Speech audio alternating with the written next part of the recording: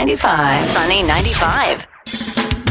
Welcome to The Reasons We Smile with Dr. Kvitko, the show that brings you man-on-the-street interviews, celebrity guests, groundbreaking research, and heartwarming stories about the reasons we smile. Our show is also known as everything you've always wanted to know about dentistry, but we're too numb to ask. Hello, I'm General Dentist Dr. Kvitko, and thank you for joining me today. The following views and opinions do not necessarily reflect those of this station, its staff, management, or parent company. To hear a replay of this show or one of the great shows that previously aired, log on to thereasonswesmile.com or iTunes, keyword Dr. Kvitko or The Reasons We Smile. Listeners should not use Dr. Kvitko's comments and advice in place of an actual dental exam. Brighten your life with a smile that shows the professional touch of Dr. Kvitko. Time now for The Reasons We Smile with Dr. Kvitko. Call 459-9769 to discuss your dental issues. Now, here's your host, Dr. Kvitko. Hello, everyone. Welcome to The Reasons We Smile. Thank you so much for joining me. This is episode number 445, and today with me in the studio is Jennifer Knoll. She's an associate planner with the Mid-Ohio Regional Planning Commission, which is also known as MORPC, and she's here to talk about Insight 2050, which is an in-depth look into the future. But before we get started with Jennifer, let me just remind you, if you would like to follow me on Twitter, it's at Dr. Kvitko, or if you would go to my office Facebook page and like us, that would be awesome. I guess I meant to say and. Also, all past episodes are available at thereasonswesmile.com, complete with video. So if you want to watch the show, you can go to ustreamtv.com. That's U, not Y-O-U, but just the letter U, streamtv.com, and type in either The Reasons We Smile or Dr. Kvitko, and it will come up and we'll wave to you. Here, let's wave now. Okay, there we go. All right. So anyway, as I mentioned, my guest today is Jennifer Knoll. And Jennifer is an associate planner with the Mid-Ohio Regional Planning Commission. She works in Columbus. Her work involves outreach, research, and development and technical guidance for the Insight 2050 initiative. Prior to joining MORPC, Jennifer was part of the real estate development team at Homeport, a Columbus-based nonprofit dedicated to affordable housing. Jennifer holds a Master's of City and Regional Planning degree and a certificate in creative placemaking, both from the Ohio State University. So Jennifer, thank you so much for being on the show. I really appreciate it. Thank you so much for having me, Dr. Kvitko. We really appreciate the opportunity. It's really cool of you to come and be in the studio. And, you know, when I ask people to be on this show, people are shy, as you know, and I think you are a little bit. Oh, yes. But so sometimes it's hard to get people to say yes, but so I really appreciate that. So as I mentioned, you work on a thing called Insight 2050. And Insight 2050, well, I should let you tell me what that is. I was going to tell you what I thought it was, but you tell me what it is, okay? Sure, we can do that too. Oh, you want me to tell you what I think it is? Okay, so what I think it is you work with, you analyze population data, demographic data, employment data, and more to help plan the future. Yeah, that's a great elevator speech summary of it. Very good. Okay, good. I can give you the bigger let's scope do of that it if you'd like. Yeah, and then also, you know, as you know, it's a dental show, so if people are wondering what the heck I have you in here talking about this for, I think there's an obvious answer, but I want you to tell us, okay? Sure. Well, Insight 2050 got its start about 2 years ago in 2014. It's a collaborative initiative, and it's led by a lot of stakeholder involvement from across Central Ohio, but there are three primary partners who really take the lead on it. The first is MORPC, Mid-Ohio Regional Planning Commission, and MORPC is the lead metropolitan planning organization for Central Ohio. And we're joined by our partners at Columbus 2020, which is our region's economic development arm. Okay. And the Columbus District Council of the Urban Land Institute, which is a nonprofit organization whose members are primarily those in the real estate development community. So you guys, MORPC didn't do the 2020, or did you? You had one called Insight 2020 about 20 years ago?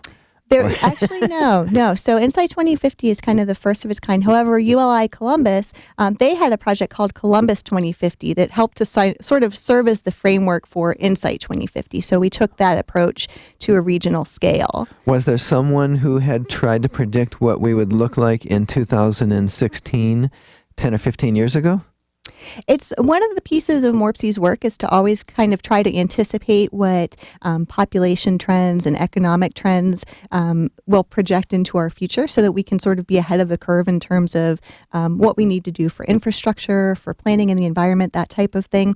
There wasn't anything quite as specific or formal as Insight 2050, but I think that was kind of because these groups all work in these areas, that was sort of the impetus to really get something formally underway. Oh, okay. Okay. That's neat because so what you're really saying is the growth we have, the way we sit today, the footprint that you look at, say, from an aerial shot, that just kind of happened without any guidance. Well, a lot of our communities have begun to adopt community land use plans, and that's really the guidance that we use at a local level to help sort of shape the way that our neighborhoods are designed and built, to help shape the way our roads are built and the infrastructure to serve our homes and businesses. So we've had a lot of those at the community level. We don't really have anything quite like that at the regional level. So Insight 2050 gives us sort of that snapshot regional view of what community land use plans might mean on a larger scale. At one point, I heard there was talk about a second outer belt around central Ohio that would be several miles outside of I-270.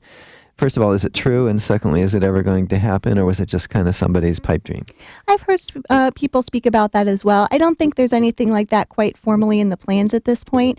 I think one of the things that we talk about with Insight 2050 is sort of maximizing the efficiency of our existing infrastructure. So we don't need to do that. Yeah, exactly. Who knows, someday way down the road, maybe that's something to consider. I think for now, the way that our communities are choosing to grow is to focus a little bit more on a focused approach to growth. So really looking for opportunities to fill in within the existing urbanized footprints of our communities, as we like to say, and perhaps reducing the need for new infrastructure and the cost that goes along with that. Yeah, that was very interesting when I last heard you speak about the difference between the land grab, if you will, the amount of land it would take if we grew at the rate we are now and we didn't change the way we approach things. So, for instance, if everybody wanted to live in a suburb with a nice lot, with like we're used to, it would take up how many more acres of land? And give me those stats. Yeah, so if we continue to grow according to today's community plans,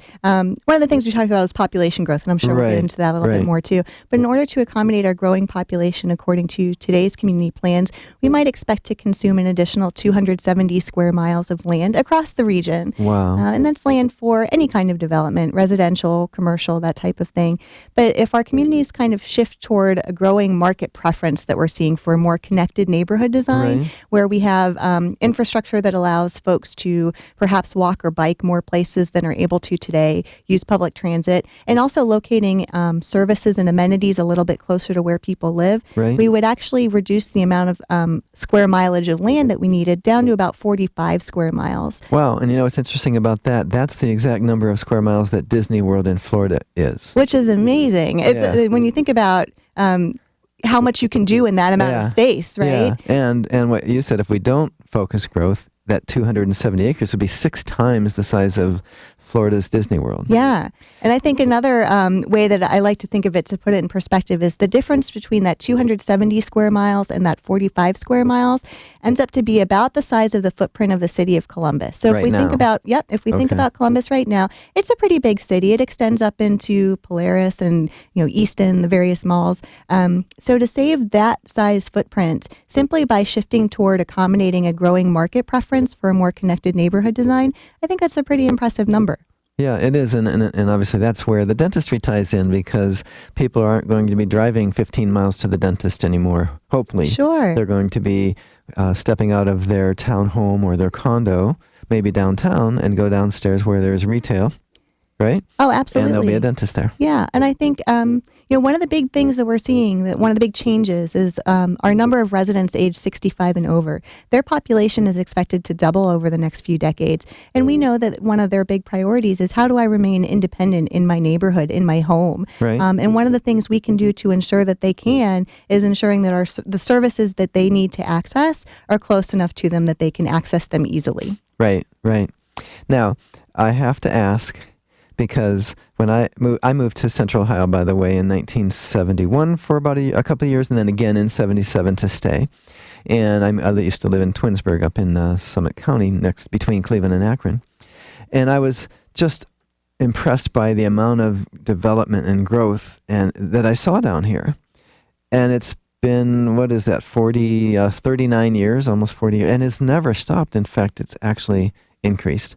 But one of the things and we'll talk about more about that in a minute, but one of the things I've noticed down here, this is the only place I've ever been where Beggars Night isn't on Halloween. And I heard that you guys have something to do with that. Am I right? That is true. MORPC, in addition to being the Metropolitan Planning Organization, is also the organization that helps communities to set trick or treat.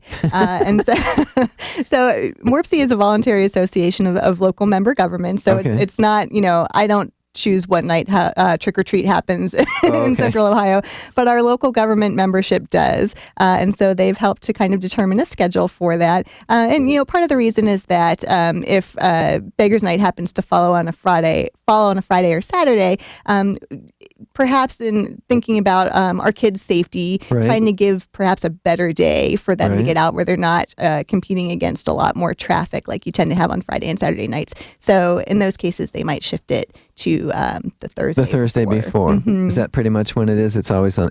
If it falls on a Friday, Saturday, it moves to Thursday before. Right. Is it ever on a Sunday?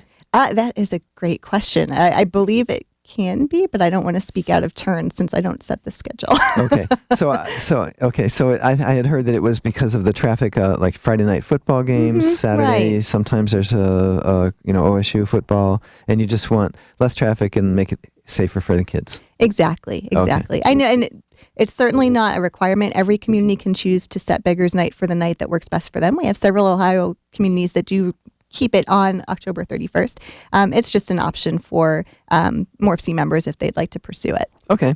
When we come back, I want to ask you to kind of explain Insight 2050 and how it is you see that this directed growth will go. And I think I remember we talked, there were 3 different ways it could go. And one would be guided, one would be if you just let it happen, and one would be almost forced, right? There's like 3, right? Sure, yeah, we If you have could- 4 scenarios. that we can talk about. 4 scenarios, Yeah, okay. Yeah. So we're going to talk about that, and then we're going to find out where we are as it relates to Insight 2050. Right now, we're going to do Dr. Kvitko's question of the day. But before we do, we'd like you to listen to this. This station will not be held liable for any contesting during The Reasons We Smile with Dr. Kvitko. Participation in the contest allows Dr. Kvitko to record and broadcast your name and call. 1 winner per household. Prizes are non-transferable, cannot be substituted, and are subject to taxes and fees. This station cannot be responsible for the inability to enter the contest, whether due to equipment malfunction or telephone difficulties. All decisions of Dr. Kvitko concerning this contest or eligibility are final.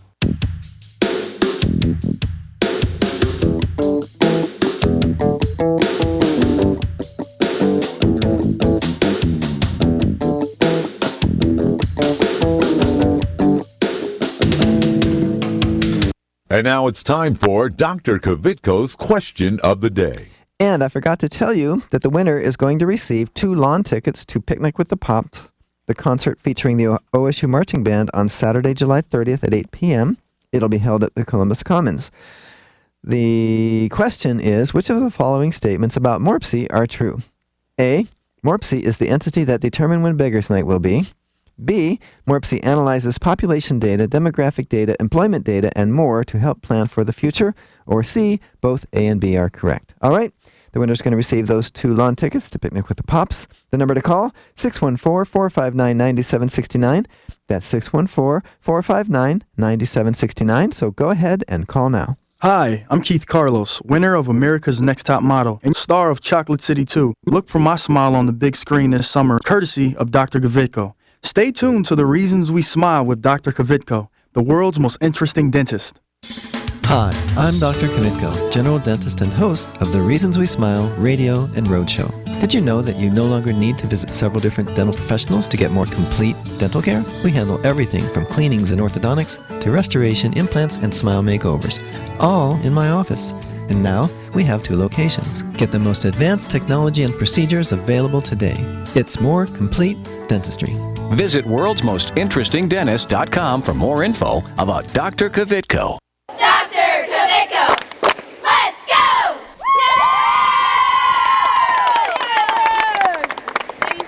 Hi, Hi, I'm Johanna, and I've been a dental patient at Dr. Kvitko and Associates for over 10 years. I would really recommend Dr. Kvitko for your family's dental care. They're friendly. They're always there to help me. I feel like family when I walk in the door. It's clean, it's comfortable. Even if I have to bring my kids, they have a great playroom for them. I know when I'm with Dr. Kvitko, they are taking that extra time to make sure that I'm going to be the healthiest I can be. They've been great. I love them. Call Dr. Kvitko and Associates today, 614-262-9588. Hi, my name's Athena. My family and I have been patients of Dr. Kvitko and Associates for over 10 years. We've gone to Dr. Kvitko for numerous reasons, especially cleanings, crowns, and root canals. Since going to Dr. Kvitko, I get compliments every day on how beautiful my smile is, and people always ask me how I get my teeth so white. I used to be afraid of the dentist, but Dr. Kvitko and his staff make you feel very comfortable and relaxed, and I'm not afraid anymore. I would recommend Dr. Kvitko for all your family's dental needs. Call Dr. Kvitko and Associates today, 614-262-9588. Hi, this is Richard Simmons. Dr. Kvitko's here, and he's going to help you with all of your problems. Are your teeth yellow? He can fix that. Are you missing a tooth? He can put a new one in. How is that? That's very good. Thank you, Richard.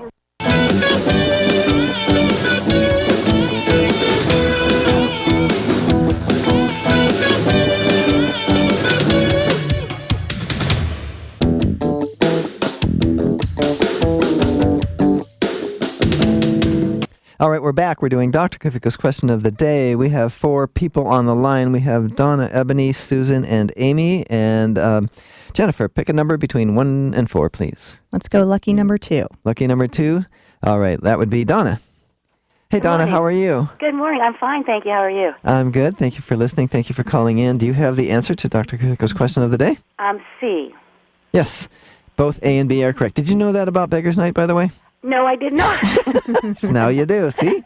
And now the mystery is solved, huh? Yes. And hey, Donna, what do you do for a living? I always ask folks. I'm an HR specialist. Oh, okay. Human resources. Uh-huh. Wow. So that means you specialize in getting the right person for the right job? Yes, sir. Cool.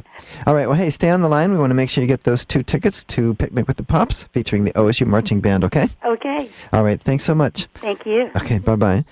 All right, so now, Jennifer, and if you're just joining us, I'm Dr. Kvitko. This is The Reasons We Smile. We have Jennifer Knoll from MORPC, Mid-Ohio Regional Planning Commission. And so, Jennifer, I know that you predict that MORPC does, think of you all as one and the same. Sure. Central Ohio is going to grow 500,000 people over the next 30 years. And so tell me about that. That's a lot of people. Sure. So Insight 2050 uses United States Census data. One of the big things that it does is project how many more people will live in our region by the year 2050. And so we project there would be from anywhere from 500,000, possibly even up to 1 million more people if the conditions for growth stay as strong as they've been in the last 5 years. Wow. So that would take us from about 2 million people today up to 2.5, possibly up to 3 million people by the year 2050. In the metro area. In the metro area. Okay. Mm-hmm. So, and to me, it's no surprise that we have the growth because I know you've talked about the millennials are going to be the big group, but the millennials are the children of the baby boomers. Yeah. It's like we knew there was going to be another bubble, right? Well, that's a great point. In fact, when we talk about this population growth, it's important to keep in mind that about 2/3 of this is what we call natural growth. So this is more people being born Right. and people living longer than we have in the past. And it reflects generations of families that are choosing to stay in Central Ohio versus move away. Right, So right, really, right. I think speaks to the quality of life that we have here, that people really want to stay in Central Ohio and set down roots. Yeah, I was golfing yesterday with a gentleman I met on the golf course, and when he found out I lived in Worthington, he goes, "Well, I hear that's really hard to buy a house there."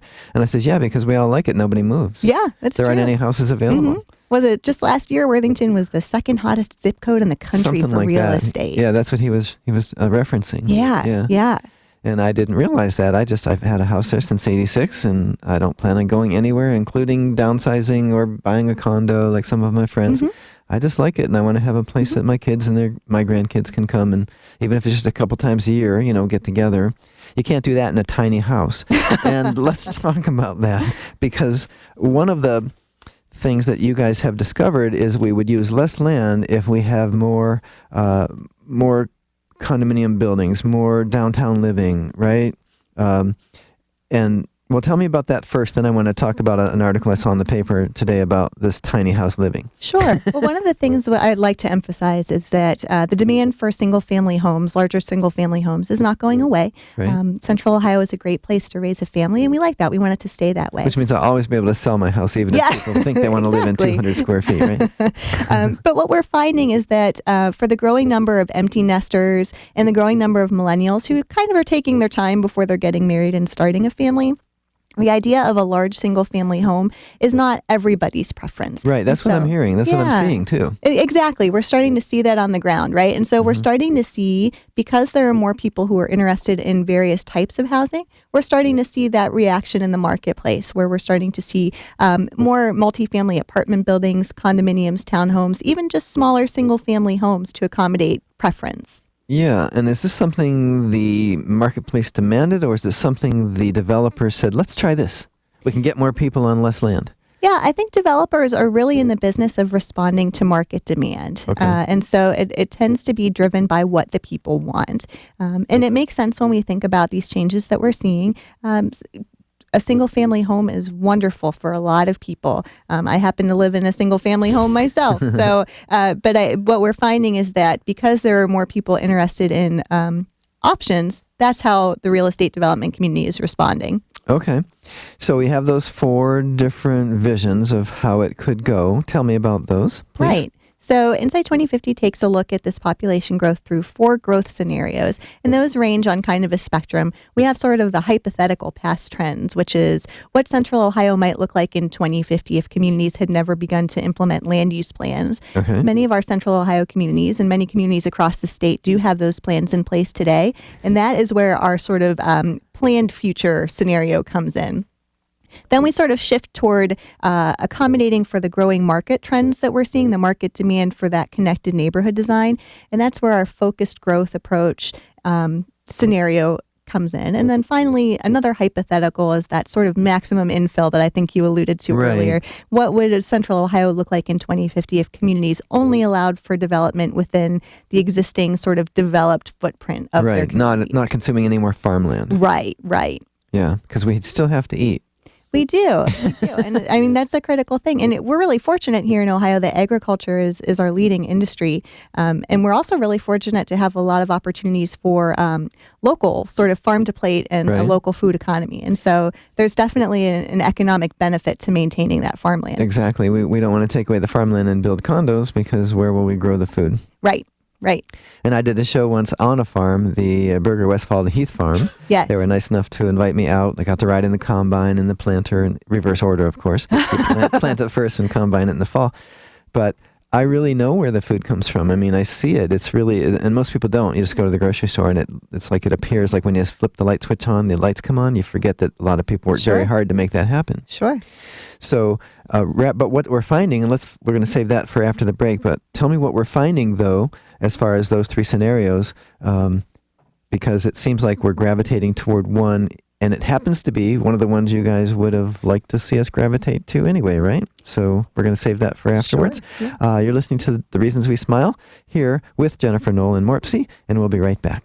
This is Clark Kellogg. Stay tuned for more of Dr. Kvitko. When it comes to the overall health of your teeth, trust the experience of Dr. Kvitko and Associates. From dental cleanings and exams to restoration, dental implants, and pediatric care, Dr. Kvitko and Associates can give you something to smile about. There's a lot of places out there that offer discount dentistry, but at Dr. Kvitko's, he actually takes the time. See what Dr. Kvitko and Associates can do for you. Conveniently located on High Street in Clintonville, call 262-9588. Or online at drkvitko.com. Estás escuchando con Dr. Kvitko aquí en su estación favorita. Hi, I'm Dominique Reichert. Like what you hear? Why not use the show to promote your product or service by becoming a sponsor? Call 614-262-9588 to learn how. That's 614-262-9588. Call now. Hi, I'm Dr. Kvitko, general dentist and host of the Reasons We Smile radio and roadshow. I've been honored to help several famous people get a perfect smile, like Keith Carlos and Dominique Reigard from America's Next Top Model, and Ted the Golden Voice Williams from right here in Columbus. Isn't it time you had a celebrity smile? It costs less than you might think, and most of the time, it can be done in one visit. A new smile can make a world of difference. Visit worldsmostinterestingdentist.com for more info about Dr. Kvitko. I'm Grandpa, and I go to Dr. Kvitko, and I still have all my teeth. Real ones. Where's my glasses?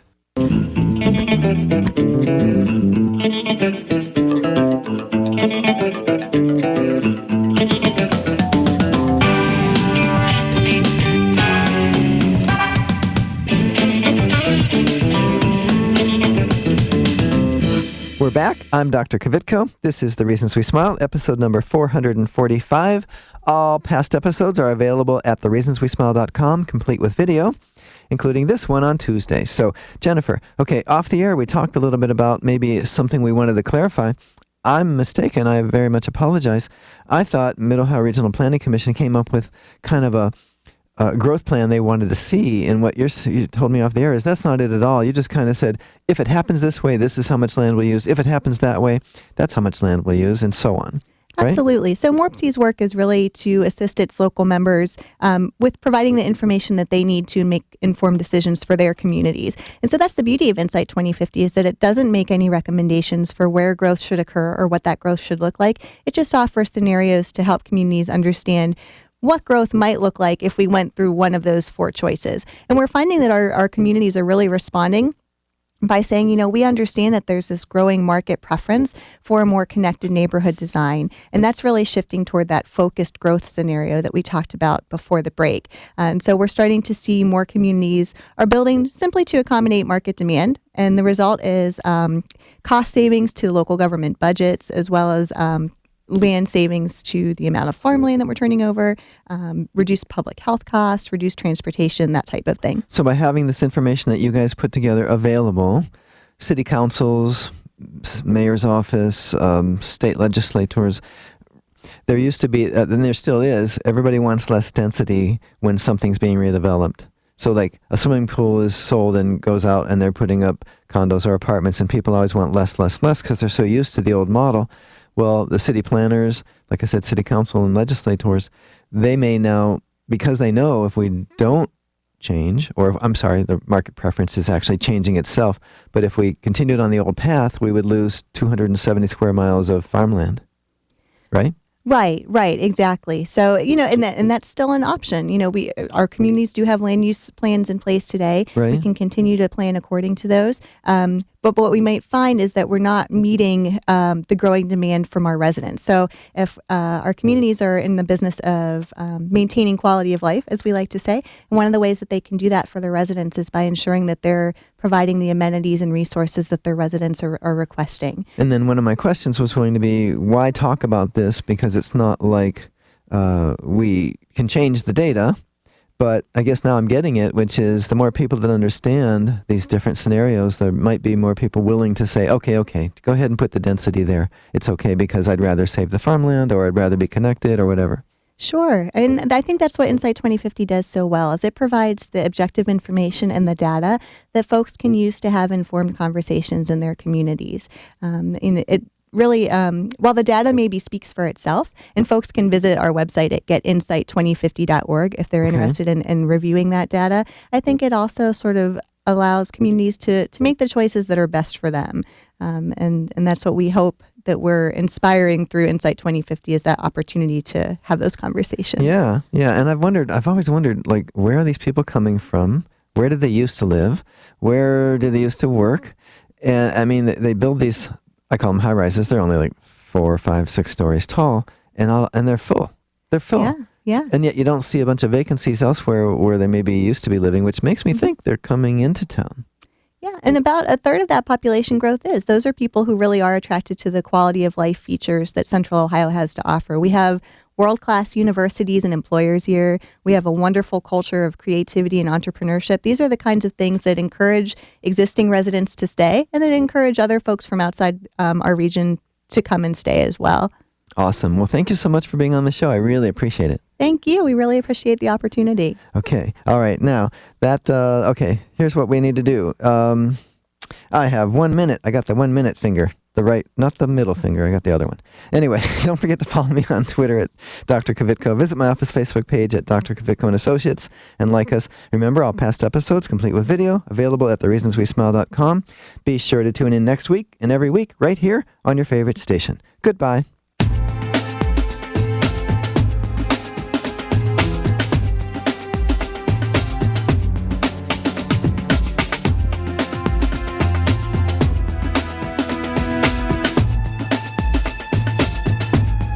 This is Carly Red from Love and Hip Hop Atlanta, the hit show on VH1, urging you to tune in next week with my dentist, Dr. Kvitko. If you're interested in learning more about this and other dental health topics, go to thereasonswesmile.com to access full episodes of Dr. Kvitko's show. If you'd like Dr. Kvitko, the world's most interesting dentist, to speak at your next event, please call 614-262-9588. That's 614-262-9588, or send an email to speaking@thereasonswesmile.com.